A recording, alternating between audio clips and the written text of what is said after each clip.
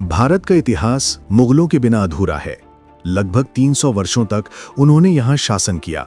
बाबर, हुमायूं, अकबर, जहांगीर, शाहजहां और औरंगजेब जैसे बादशाहों ने भारतीय राजनीति, संस्कृति और समाज को गहराई से प्रभावित किया।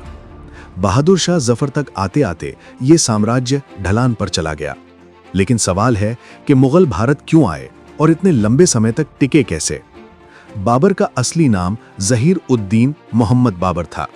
1483 में फरगाना यानी आज का उज़्बेकिस्तान में जन्मा ये शासक तैमूर और चंगेज खान का वंशज था। सिर्फ 12 साल की उम्र में गद्दी पर बैठा, लेकिन षड्यंत्रों के कारण उसे बेदखल होना पड़ा। 1504 में काबुल पर कब्जा करने के बाद उसने भारत की ओर नजर डाली। उस समय भारत सोने की चिड़िया कहलाता था। इब्राहिम लोधी के चाचा दौलत खां और कुछ सरदारों ने बाबर को आमंत्रित भी किया।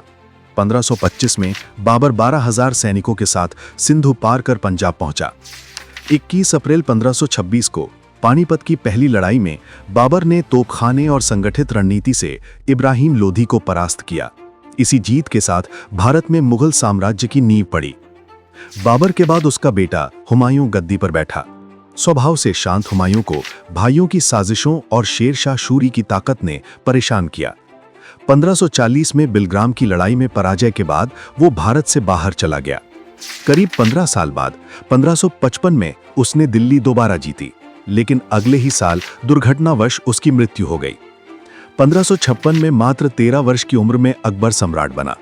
प्रारंभ में बैरम खान उसका संरक्षक रहा और पानीपत की दूसरी लड़ाई में हेमू को हराया।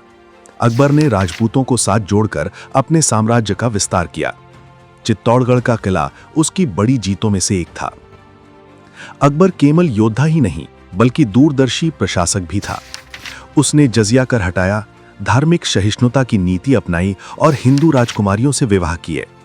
दीन इलाही जैसी नीतियों से साम्राज्य में समन्वय का प्रयास किया गया। फतेहपुर सीकरी उसकी राजधानी बनी, जो आज भी स्थापत्य कला का अनमोल उदाहरण है। 1605 में अकबर की मृत्यु के साथ एक युग समाप्त हुआ। अकबर के बाद उसका पुत्र सलीम यानी जहांगीर गद्दी पर बैठा। जहांगीर अपनी न्यायप्रियता के लिए प्रसिद्ध था। नूरजहां उसकी प्रमुख सहयोगी और प्रभावशाली महारानी बनी।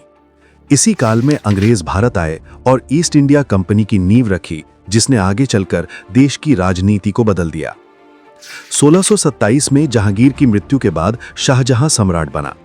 उसके शासन को मुगल वास्तुकला का स्वर्णकाल कहा जाता है। ताजमहल, लाल किला, जामा मस्जिद और दीवाने खास जैसे निर्माण उसी के काल में हुए। उस समय भारत आर्थिक समृद्धि के शिखर पर था। लेकिन शाहजहां के परिवार में उत्तराधिकार की लड़ाई छिड़ गई। उसने अपने बड़े बेटे दारा शिकोह को वारिस चुना, मगर तीसरे बेटे औरंगजेब ने विद्रोह कर दिया। 1658 में औरंगजेब ने दारा को पराजित कर उसकी हत्या की और शाहजहां को आगरा किले में कैद कर दिया। औरंगजेब कठोर और कट्टर शासक माना जाता है। उसने जजिया कर फिर से लगाया, कई मंदिर ध्वस्त कराए और धार्मिक असहिष्णुता दिखाई। मराठे, राजपूत और दक्षिण भारत की शक्तियां उसके खिलाफ उठ खड़ी हुईं। लगातार युद्धों ने साम्राज्य की शक्ति और संसाधनों को कमजोर कर दिया।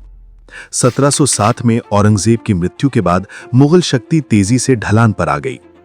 औरंगजेब के बाद कमजोर शासक गद्दी पर बैठे। बहादुर शाह प्रथम, जहांदार शाह, फर्रुखसियर और मोहम्मद शाह रंगीला जैसे बादशाह साम्राज्य को संभाल न सके। 18वीं शताब्दी में नादिर शाह और अहमद शाह अब्दाली जैसे आक्रमणकारियों ने दिल्ली को लूटा। दूसरी ओर अंग्रेज धीरे धीरे व्यापार से राजनीति की ओर बढ़े। 1857 की क्रांति के समय बहादुर शाह जफर मुगलों के अंतिम प्रतीक बने। विद्रोह के बाद अंग्रेजों ने उन्हें रंगून निर्वासित कर दिया, जहां 1862 में उनकी मृत्यु हो गई। इसके साथ ही 300 साल पुराना मुगल साम्राज्य समाप्त हो गया। मुगल इतिहास केवल युद्धों और सत्ता की कहानी नहीं है, ये भारत की सांस्कृतिक, स्थापत्य और सामाजिक विरासत का अहम हिस्सा है। लाल किला, ताजमहल और फतेहपुर सीकरी जैसे स्मारक आज भी उनकी पहचान बने हुए हैं। लेकिन आंतरिक षड्यंत्र, धार्मिक कट्टरता और विदेशी ताकतों का उदय मुगलों के पतन के मुख्य कारण बने।